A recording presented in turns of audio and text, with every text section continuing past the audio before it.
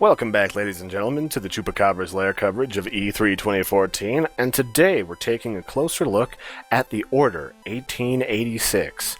And The Order is an interesting alternate history sort of storyline game where we travel back in time to the medieval ages, at least storyline-wise, to the rise of human beings displaying bestial traits, and the subsequent war between humanity and various half-breeds that represent something of the lycanthrope race. And we follow this storyline through to the Arthurian Age, when Arthur and the Knights of the Round Table rise to power within England and take the fight to the half-breeds and try to quell the tides of war that have been raging for centuries, but find themselves oddly quelled by the overwhelming power displayed by the half-breeds, until they themselves find a mysterious liquid known as black water, which bestows upon them the gift of extended life and almost unholy ability to repair and heal their own flesh. And it isn't until the Industrial Revolution comes to revitalize the warfare against the half-breeds, and we are finally able to gain a foothold and advantage in this long-standing war. And here we find ourselves in Victorian-era London, fighting half-breeds and rebels of the very people that we, the Knights of the Round Table, the restored knights who have taken the name of the original knight, have sworn to protect for centuries and now find ourselves doing battle with, for the very existence and safety of mankind. And it doesn't look like we're doing too good on that front either.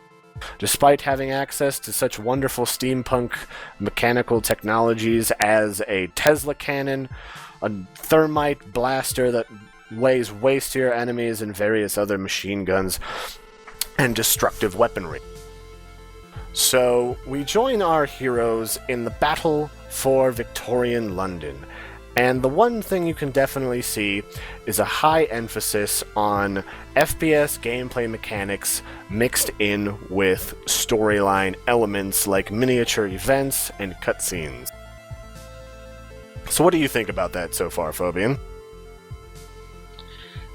So far, I really like how the trailer is, I want to say, like, cinematic quality. Like, they put a lot of emphasis on making their game beautiful and, like, putting all the different elements of romanticized, like, Victorian London. And to be honest with you, the game looks stunning from the trailer that we've seen. And I really like the emphasis on the different weapons and gadgets that they've done, and how they've delved into not only steampunk, but the different, how can I say it, the Industrial Revolution mixed with steampunk, mixed with Arthurian legend. They put so many elements into the game, and they're doing a really good job as far as visual quality. Right, and that's something I can really dig, because right when you open up into the trailer, like, you don't even get 5 seconds in there before the main character picks up a spyglass that transforms in his own hand so he can look over the battlefield. Floating overhead are zeppelins raining hellfire down onto enemies, and there's just a lot of this old, sort of grungy Victorian-era London that you just can't help but love. And yet there are a few things that sort of bug me about that knowledge.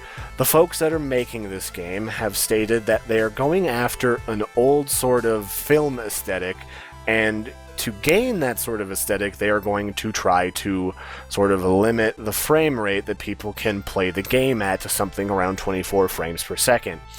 And this is something that I have a few issues with. The first is, I'm a gamer, and I fully understand that games that run under 60 frames per second tend to be a little bit jittery and janky to begin with. And you're kind of pushing it when, as far as gamers are concerned, if you're just running at 30 frames per second as it is. But a lower frame rate doesn't always mean lower sales, even if it doesn't exactly gain the sort of aesthetic appeal that they're going for. The other issue I have is, I work and I have worked in a number of music videos, and I can certainly tell you that this doesn't really add up as far as cinema aesthetic goes. there are other portions of film and film aesthetic that you can go for that'll give you more of that rustic, sort of grungy aesthetic than they're really going to get by limiting the frame rate and trying to play around with the lighting effects.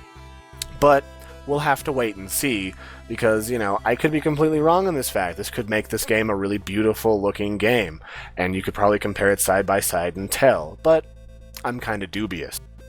I've also got some sort of issues with what they're going with the sort of gameplay. We hear a lot from the developers at E3 here that they're trying to accomplish a sort of seamless flow between shooting enemies and mixing and matching in with the storyline mechanics. The most notably when we see in the gameplay trailer when a constable is shot from behind and they have to lay down suppressing fire in order to rescue him. And at this point, you sort of enter a miniature sort of event where you have one arm underneath of this fallen constable, and you're having to fend off sort of rebels and lycanthrope fighters as you're sort of dragging him off. It looks really good, but this is something that we've seen a lot of different special effects and gaming studios try to accomplish, and we're just not really seeing a lot of seamless product, because this really depends a lot on gamers playing within the confines of whatever system they're using to pull all of these different elements together. And I play differently. I play a lot of really janky play styles that really don't mesh with what I'm sure they expect the casual gamer to play as, or even the hardcore, so we'll have to see if that goes anywhere. To be honest, one of my main concerns is how they basically stated that they want to do a third-person shooter. And for me, I am a fan of third-person shooters. I don't like the first-person feel, and that's just me as a PC gamer. I really don't like the first person. However, what they're doing with this is they're kind of implementing a cover system that I'm afraid that with the cinematic to fight to kind of fight to the big fight to then you're moving on, I'm afraid that with all of that mechanics into it, it's gonna feel a little clunky with the gameplay and the actual fighting when you should feel like, okay, this is the time where I can just go crazy and just start slaughtering things. Right, and so we're definitely going to be curious how they pull that together. And it might just be a lot of big talk. They might be trying to give you more of the sort of cut and paste sort of first-person experience or third-person experience, which is fine. I love going bloodthirsty and laying waste to a bunch of basically werewolves. Screw those guys. They're trying to transform in front of me, and I'm going to murder them sweetly with silver and quicksilver nitrate. Screw that. I got a thermite rifle. Are you kidding me? And so, this definitely has a lot of really great things that we like, and we're definitely looking forward to it because it's a really beautiful looking game, and it's almost like watching a movie as you play. And so the last thing we really want to kind of stress is that they are pulling from Arthurian storyline. And there's been a lot of different people and a lot of different movies and a lot of different periods that really like to talk about the story behind King Arthur. And so the fact that he's in the game and they've brought back this weird sort of black water mechanic that brings them this extended, almost eternal life and increased healing ability makes me wonder how they're going to sort of draw this story together, and maybe it's this sort of odd, corrupt notion of King Arthur and his leeching hold on power, and maybe that the knights are not quite so innocent after all. Especially in conjunction with the war on the half-breeds, and maybe they're just misunderstood. What do you think, Phobe? I agree exactly with what you're saying, and going back to what we were talking about with the filmic experience, like the developers have basically said that they want it to be a linear story-based game, and then they're trying to put the Arthur story behind it. And that's like my biggest concern with this game, is that I'm afraid that they're going to make this to where the player does not have much choice in the story, and that the story has already been pre-written, and that nothing that you do is going to change much. And as a huge fan of Arthurian lore and fiction, I can tell you that, where did the Blackwater come from? Where did who gave it to them? How did they find it? Is these the original knights? Are they going to be acting like the original knights? Have they delved back into that to start a story? is there any more nights? Is this it? I'm waiting for more information to completely put my opinion onto this, but that's like my biggest concern out of everything in this game. Right, and obviously they're at this point still in development, and they're just trying to milk us along, so we want more and more information. But I'd say we have a few valid concerns that people should consider moving forward with this game, but we are kind of excited about this. It's a very beautiful game, and if they're able to really lock you in and make you just run with the storyline, it should be a lot of fun, so we'll have to wait and see.